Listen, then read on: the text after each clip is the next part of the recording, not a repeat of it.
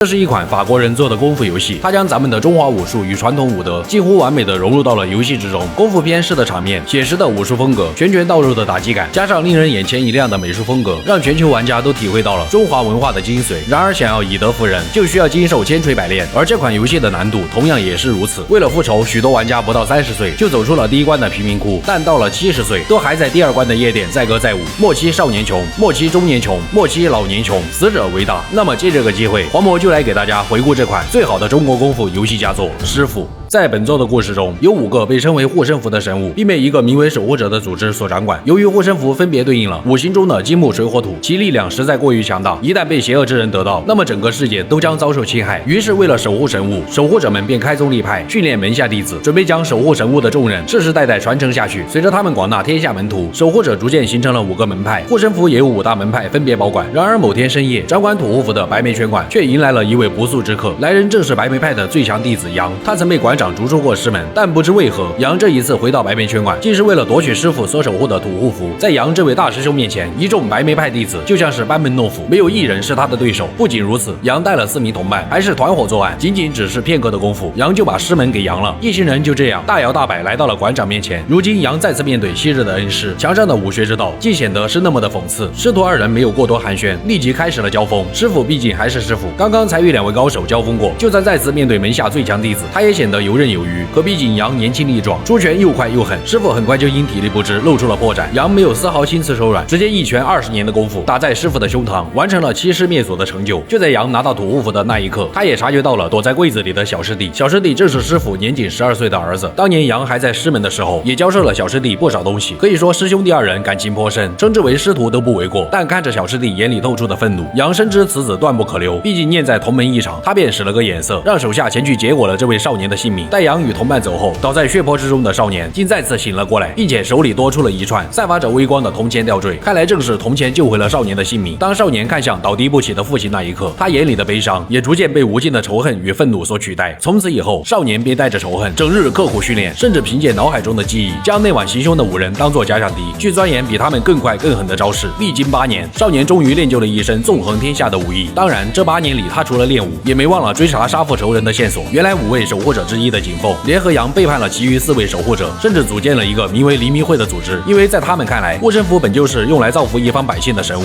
如此强大的力量不用实在可惜，所以他们悉数摧毁了武馆，将保管护身符的其余4位大师全部杀害，并将夺来的护身符各自分配为己所用。如今少年神功大成，第一个复仇的目标便是当年割断自己喉咙的药师法甲。在法甲分到木护符之后，他便做起了黑帮的药师，整日在贫民窟的一座废弃工厂里深居简出。少年在黑帮分子的贫民窟可以说是横行无忌，根本不带怕死的，因为当年救他命的那双铜钱拥有着能够让人起死复生的能力。虽说强大，但同样也是有代价的，那就是少年每复活一次，年龄就会增长1岁，只要死的足够多，早晚都会找到敌人的破绽。然而奇怪的是，这里的黑帮成员们似乎非常嫌弃法甲，认为他是个哑巴怪胎。少年则不管那么多，面对眼前不讲武德的黑帮分子，他果断选择以德服人，给予了对方婴儿般的睡眠。随着少年来到废弃工厂，他这才发现，原来这群黑帮分子不仅贩卖极端面粉，甚至还形成了自己的产业链。既然是极端分子，少年也不再留守，仅靠10多年的寿命，并赶在中年之前就来到了法甲的面前。原来法甲仅靠着木护符之力，让黑帮种植的极端小麦快速生长，使其通过大量的极端面粉赚取了巨额的财富。见有外人胆敢闯入，法甲毫不犹豫冲了上来，当即施展起了迅捷凌厉的腿功。既然对方不讲武德，那么少年也不再大意，先是一招戳眼，让法甲无法锁定，紧接着就是当下无限连。要是法甲胆敢反抗，就再接一记戳眼，高达10级的疼痛，让法甲当场急眼。他再次运用木护符之力，使周围的植物快速生长，很快便形成了一片茂密的竹林，妄图利用竹林来迷惑少年。但少年却丝毫不惧，只要法甲胆敢靠近，那就是又瞎又疼。这种疼痛感是任何一个男人都无法承受的，法甲同样如此。少年很快便抓住了法甲即将休克的破绽，将砍刀架在了他的脖子上。8年的苦修，如今终于有了成果。就在法甲将要人头落地的时候，少年想起了父亲的教诲，只有武艺高超、武德充沛之人，才能令对手知难而退。虽然少年现在还不太懂什么是武德，但少年还是放过了法甲。法甲当年不仅杀害了少年，甚至靠着木护符之力种植的极端小麦，让他赚了很多钱。不过这些年，法法甲也因为面粉身心遭受重创，只能长期在杨的静心堂接受治疗。看来这个穷凶极恶的歹徒也不过是个可怜之人罢了。少年不杀法甲，是因为他知道，如果仇恨蒙蔽双眼，只知道杀戮，那么他自己也会与法甲一般无二。他只是想让法甲明白，莫护符之力能够种植面粉害人，但同样也能种植药草救人。当年你毫不留情的杀我，那么我也可以在多年以后饶恕你。这便是武德之中的仁。留下杀意尽失的法甲，少年前往了当地臭名昭著的夜店，开始寻找第二个仇人肖恩。肖恩也与少年一样，其父亲是掌握火护符的大师，因此二人自幼便认识。少年一边震惊于肖恩当年竟然也参与了夺取护符，一边在门卫欢迎光临的迎接下进入了夜店之中。此时夜店正在举行一个名为燃烧的格斗赛事，只要能够在比赛中脱颖而出，完成肖恩的试炼，那么就可以成为他的门下弟子。少年的闯入自然也引起了大量小混混的注意。经过了之前的战斗，夜店里的小混混很快就被武艺高强的少年打到废的废，吓的吓，从此便可在家安享晚年，避免了惨死街头的悲剧，也算是做了个善事。接下来便是肖恩的试炼，这点难度可以说是无伤大雅。少年不费吹灰之力便挑战成功。此时少年也到了快领取养老保险的年纪。当少年再次见到肖恩时，他正在为门下弟子落下烙印。原来当年正是肖恩勾结黎明会，将自己的父亲杀害，并夺取火符，在夜店之中开启了自己的武馆，甚至还在墙面写上了“人不为己，天诛地灭，天上地下唯我独尊”这样的丧良气话，试图以此来掩盖自己杀掉父亲的理由。当肖恩注意到少年时，他早已不认识眼前的童年旧识，但却认得少年身上白眉武馆的衣服。在肖恩看来，白眉武馆不过是弱者的象征，于是不由分说，上来就是一个铁山靠。随着双方站在一起，肖恩发现眼前这个弱老头竟然能与自己打得有来有回，甚至隐隐压过自己一头。肖恩索性扔掉了手里的烟锅巴，他要看看有多大个烟锅巴出不息。在火符的能力下，整座武馆燃烧起了熊熊火焰，就连他的攻击都附了魔。少年的年纪也已来到了69岁，他深知不能再隐藏自己那充沛的武德了。你这猴子，真令我欢喜！此时布装的少年拳速已非常人所能看透。众所周知，只要你速度够快，就能引起时光倒流。放飞自我的少年，拳头可谓是越打越快，越打越年轻。肖恩很快露出了破绽，少年夺过烧火棍，只是一棍将肖恩打倒在地。与法甲一样，少年同样没有杀死肖恩。肖恩为了所谓的强者为尊，不惜杀掉了自己的父亲，但却忘了最基本的武学之道：尊武、尊义、尊仁义、尊祖、尊师、尊武德。他要教会肖恩的就是武德之中的尊。让肖恩明白什么是尊师重道后，少年来到了当地新建的一所美术馆。他的下一个目标便是黑木。黑木同样也是8年前杀死父亲的凶手之一。这个女人曾是日本某黑帮的千金，同时她还有一位孪生姐妹。姐妹二人是最亲密的朋友，最亲密的敌人。在他们需要对方时，又是彼此的依靠。但帮派必须要有人继承，所以姐妹二人的父亲便想通过比试来决定继承权。最终的结果就是导致黑木亲手杀死了自己的孪生姐妹，失去姐妹的悲痛也转化成了对父亲的怨恨。于是黑木干脆直接杀掉了自己的父亲，并从日本逃亡到了中国。在夺取护符事件过后，黑木也分得了水护符，建造了这所美术馆。这里的每一件艺术品都有着别出心裁的超现代风格。黑木将自己的愤怒、痛苦和失落都转化成了美术馆内一件又一件的艺术品。一路上的磨练和对武德的参悟，让少年的境界达到了新的高度。仅凭一把砍刀就制服了馆内大量的员工，只是让他们受了一些皮外伤而已。少年就这样顺利的来到了黑木的藏身处。见少年到来，黑木也感受到了眼前之人是来复仇的，但他却并不想与少年战斗，因为复仇并不能让内心得到平静。可少年却没有放弃的念头，黑木只能起身与少年站在了一起，意图将对方赶走。黑木所使的是一把类似三节棍，但尖端却带有刀刃的武器，招式可谓是诡谲多变，攻防兼备。不过这样的攻击在少年的眼里也只是歹徒兴奋拳罢了。黑木见少年戏耍自己，于是当即使用了水护符的能力，并且身上的服饰和发色也变成了截然相反的颜色。原来黑木始终无法忘却失去家人的痛苦，对姐妹的思念让他分裂出了双重人格。此时黑木的人格已然变成了白木，凌厉的杀意也随着周围的雨水逐渐显现。可黑木面对少年，终归还是实力差距过大，换谁来都没用，他只能被迫倒在了少年的身上。生死已在少年的一念之间，或许死去也好，这样他也能够彻底摆脱姐妹白木。令黑木意外的是，少年只是将拳头抵在了他的胸口。虽然黑木分得水护符，但他却并没有利用这股力量去做坏事，他也只是想摆脱姐妹白木的人格。河水能够洗掉身上的污垢，但却洗不清内心的罪孽。少年不杀黑木，也是想让他明白，一味的去寻求外力摆脱心魔，只会让自己失去理智，越陷越深。唯有去直面曾犯下的过错，才能彻底摆脱缠绕自己的心魔，而这便是武德之中的智。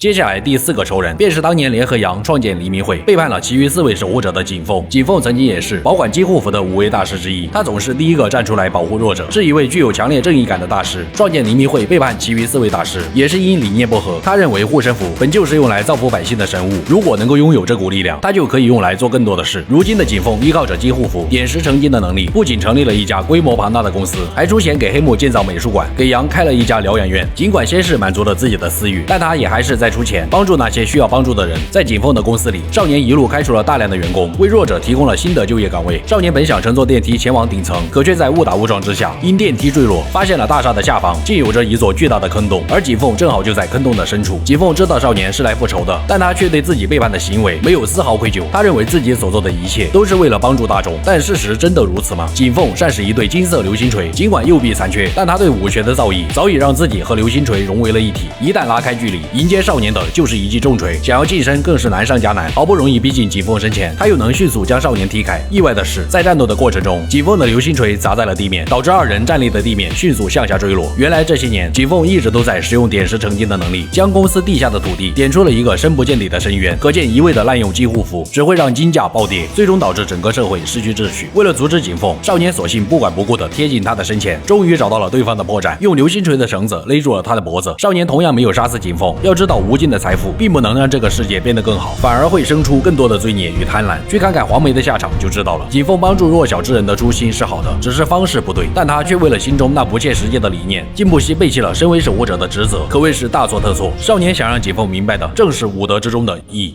接下来便是最后一位，亲手杀死少年父亲的杨。自从杨得到土护符之后，他便在景凤的资助下开设了一所静心堂，专门用土护符的力量去治疗那些绝症病人。原来当年杨的妻女曾患上了不治之症，为了挽救妻女的性命，杨便将主意打到了能够让人起死回生的土护符之上。但杨的计划还是被师傅发现，守护者本应守护护符，但杨却坚守自盗，于是师傅将他逐出了师门。杨的妻女也在之后因病去世，这才导致杨将妻女死去的原因怪罪到了师傅的身上。夺取土护符之后，他利用这股力量开设了静心堂，虽说救治了不少绝症患者，但静心堂内却总有人离奇失踪。要知道，少年依靠着铜钱也能够起死回生，这不禁让人联想到杨的土护符。可使用这种力量也是需要代价的。少年每复活一次，年龄都会增加1岁，直到耗尽自身的寿命。结合离奇失踪的病人，杨有可能是使用土护符消耗病人自身的寿命来治愈他们，代价就是会导致病人老死；也有可能杨用了小部分人的寿命来救治大部分的病人，才导致了总有人离奇失踪。而少年的铜钱也与杨有着密不可分的关系。果不其然，当少年再次见到杨时，他早已知道眼前的少年就是自己的小师弟。原来杨当年并不想赶尽杀绝，正是他为小师弟留下了那串能够起死回生的铜钱。因为在杨之前的4人根本不知道少年的身份以及铜钱的秘密，只有杨对铜钱的作用了如指掌。而杨这样做的目的，就是想让小师弟带着仇恨来找自己。因为少年一路走来都是靠着铜钱的力量，既然有了力量，少年就会跟杨一样，妄图利用这股力量来救深爱之人，亦或是完成复仇。只要小师弟一路杀掉仇人，那么就能证明杨与景凤的理念是对的。但少年这一次前来的目的，就是为了证明杨是错的。师兄弟2人当即大打出手，杨使的同样是白眉拳，毕竟都是出自同一师门，互相都破不了对方的招。2人从屋内打到屋外，一切仿佛都回到了父亲遇害的那一晚。面对这种局面，少年就暂时不能跟师兄讲武德，于是他当即大喝一声开，一瞬间拳头如同枪林弹雨一般打在了杨的身上。杨也明白，只有夺走铜钱才能战胜拥有复活能力的少年。可杨好不容易找到机会夺走铜钱，少年却又开始跟他讲起了武德，没有选择抓杨的破绽，而是直接闭上了双眼，结结实实挨上了杨足以致命的一拳。少年的举动让杨的心中翻起了惊涛骇浪，他觉得只要夺走对方身上的铜钱，少年就会因惧怕死亡，从而败于自己之手。但下一刻，少年非但没有畏惧，反而是不在乎生死，选择与自己堂堂正正再战一场。杨因为无法接受妻女死去的事实，从而违背了守护护符的承诺。然而面对现实，需要诚于自己的心。所谓复活，不过是不肯接受现实罢了，并且也没有人可以随意决定他人的生死。少年想让杨明白的，正是武德之中的诚。